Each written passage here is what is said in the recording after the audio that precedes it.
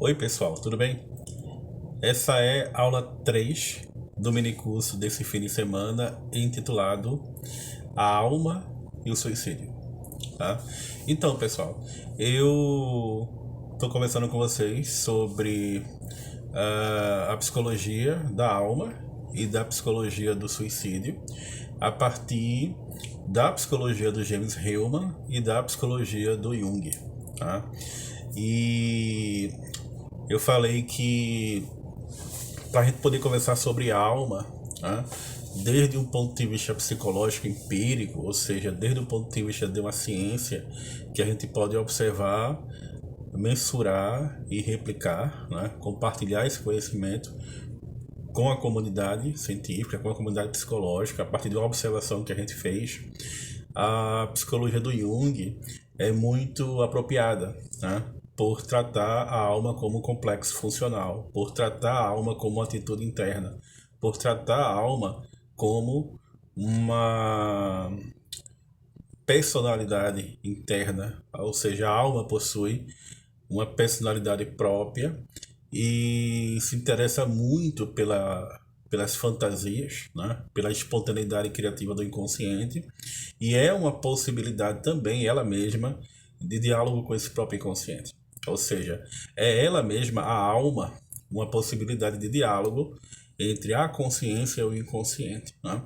É por isso que quando a alma emerge em análise, e muitas vezes, eu diria até que na grande maioria das vezes, fazer análise, ou seja, estar em confronto com as imagens do inconsciente, é uma tentativa de reencontrar a alma, né? Quando a alma emerge em análise, essa alma traz consigo do inconsciente coletivo o símbolo, né? A alma pode ser compreendida também como símbolo do próprio inconsciente coletivo, mas não do ponto de vista da consciência. Por quê? Porque uma vez que a gente consegue ter uma leitura objetiva da alma e dos fenômenos anímicos, né? Ou seja, uma leitura científica, a gente já não está mais no terreno da metáfora ou no terreno da no terreno simbólico, né?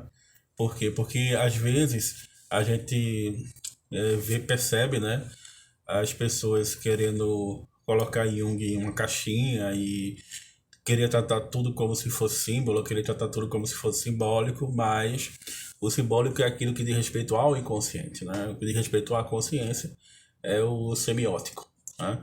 E nós temos consciência, nós passamos por um processo de adaptação da consciência, né? Então a contribuição do James Hillman é uma contribuição muito boa por fornecer certos insights no que diz respeito à análise e ao analista e a tomar o fenômeno da alma, né? Aquilo que em Jung é apenas um capítulo parcial do entendimento da alma, dos estudos anímicos, que é tomar a alma justamente como metáfora dos processos psicológicos. E aí essa alma se relaciona com o quê? No nosso minicurso? Com o suicídio, que é o ato voluntário de buscar a própria morte, né? O que é o suicídio? O suicídio é uma vontade de morrer, né? E é uma vontade de morrer levada às últimas consequências, ou seja, levada à própria morte, né? O suicídio é um fenômeno complexo e multifatorial. O que isso significa? Significa que há uma série de variáveis possíveis que podem dar origem ao comportamento suicida e à ideação suicida. A pessoa está adoecida por um processo de depressão, ou a pessoa está passando por dificuldades financeiras, ou a pessoa terminou um relacionamento tão profundo que a outra parte que foi embora, que foi a outra parte do seu relacionamento, criou um vazio na sua alma, a ponto da pessoa não conseguir mais existir, né? De modo autônomo, como se a pessoa tivesse perdido sua própria alma. Ah, Dificuldades de adaptação ao mundo social, a pessoa perdeu um emprego, está com dificuldades nesse sentido. Enfim, uma série de sofrimentos intermináveis que compõem a experiência humana, né? O sujeito descobre que tem uma doença incurável, o sujeito perde a alegria de viver, né? São fenômenos que vão levando o sujeito a ter, por meio da produção espontânea do inconsciente, a ideação suicida. Mas aí, no dado momento, ele passa ao ato. Ou seja, ele vivencia um arquétipo, um mito fundamental, sombrio, que toma o seu ego de refém, né? Que passa a possuir o seu ego. A cada 40 segundos se comete um suicídio no mundo. Então, no vídeo como esse, né, que eu sempre faço, que o vídeo tem uns 15 minutos e pouco, nós temos mais de 20 suicídios sendo cometidos durante a exibição desse vídeo, né? 22, 23 suicídios cometidos durante a exibição desse vídeo, certo? E aí, do ponto de vista do aconselhamento, porque o Jung vai falar, né, na prática da psicoterapia, que muitas vezes o aconselhamento basta, que muitas vezes o aconselhamento é tudo que a pessoa precisa ouvir no momento, e é. Porque como o suicídio é uma emergência psiquiátrica, como o suicídio é uma emergência clínica, como o suicídio é uma emergência psicológica, muitas vezes o sujeito que sofre com a ideação suicida não tem tempo para uma psicoterapia, né? Existe um ditado assim entre os psicólogos, né, que o suicídio não espera setembro chegar. E é verdade. A prevenção ao suicídio, já que a nossa ética é pela vida, deve ocorrer de setembro a setembro. E não apenas no setembro amarelo, né? Porque o suicídio não espera setembro chegar, tá? Então, muitas vezes, tudo que a gente pode fazer no momento para uma pessoa que está passando pela ideação suicida é aconselhar. E como é que a gente pode aconselhar uma pessoa que está sofrendo com ideação suicida? Bom, primeiro é necessário contestar a psique objetiva, né? Ou seja, destruir alguns mitos de que a pessoa que está sofrendo com ideação suicida, aquilo vai passar em algum momento, ou que a pessoa que diz que vai cometer suicídio é porque não vai cometer suicídio, quando a psicologia empírica mostra que a grande maioria das pessoas que cometem suicídio avisaram antes, se despediram antes, se despediram primeiro das pessoas e pediram socorro dessa forma, né? Clamaram por socorro dessa forma. Mas até hoje persistem os mitos de que, ou o mito de que quem vai cometer suicídio não avisa, tá? A gente precisa saber o que falar e o que não falar, né? O que aconselhar e o que não aconselhar, né? Unir o lado de dentro e o lado de fora, tentar criar uma relação de significado e sentido entre o lado de dentro e o lado de fora. Não se deve dar aconselhamento do tipo, não se mate porque tem tanta gente que vive melhor que você, é, tem tanta gente que vive melhor que você, que cometeu suicídio, e você percebe que a vida não faz sentido, né? Não fez sentido para essas pessoas, e você não precisa repetir o que essas pessoas fizeram. A gente sabe que o comportamento humano ocorre muito por imitação, né? É por isso que até hoje existe um tabu no que diz respeito a divulgar os suicídios. Quando ocorrem suicídios não são divulgados, até por conta da questão social da imitação, né? É uma forma de blindar o ego desse processo de projeção e desse processo de identificação. Mas isso não é o suficiente, né? Do mesmo modo, em sentido inverso, não vai funcionar se você disser a pessoa que tem vontade ou está sofrendo com ideação suicida de que você tem mais do que muitas pessoas. Olha o que você tem mais do que muitas pessoas queriam estar no seu lugar, muitas pessoas queriam ter o que você tem, e você tem tudo o que você tem e pensa em cometer suicídio, porque isso gera mais culpa ainda na pessoa, porque a pessoa vai tender a pensar, é verdade, eu tenho tudo isso, e muitas pessoas querem estar onde eu estou, e ainda assim eu quero me matar, né? Ou seja, isso torna o fardo da pessoa ainda mais pesado.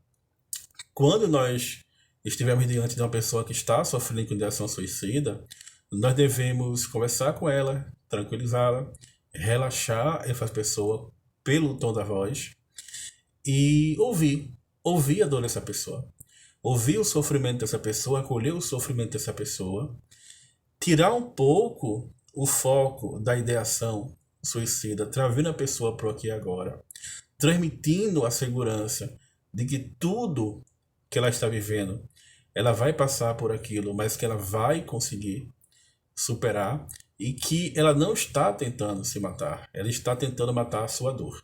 Tá? Uma vez um amigo meu que estava com ideação suicida, eu falei para ele, não se mate, porque se você se matar, você vai estar matando a pessoa errada. Tá? O suicida não quer se matar, o suicida quer matar a sua própria dor. Se fosse possível a ele viver, ele viveria. E eu repito, a nossa ética é pela vida, a nossa ética é pela individuação, no sentido junguiano. Mais uma vez, qual é a diferença entre tantas diferenças entre o suicídio e a individuação? É que quando você está no processo de individuação, você está atraindo a morte para si. Tá? Eu pergunto muito aos meus pacientes como uma forma de descobrir se eles estão vivenciando o processo de individuação. Você acha que aquilo que você está fazendo no momento, você vai morrer fazendo isso?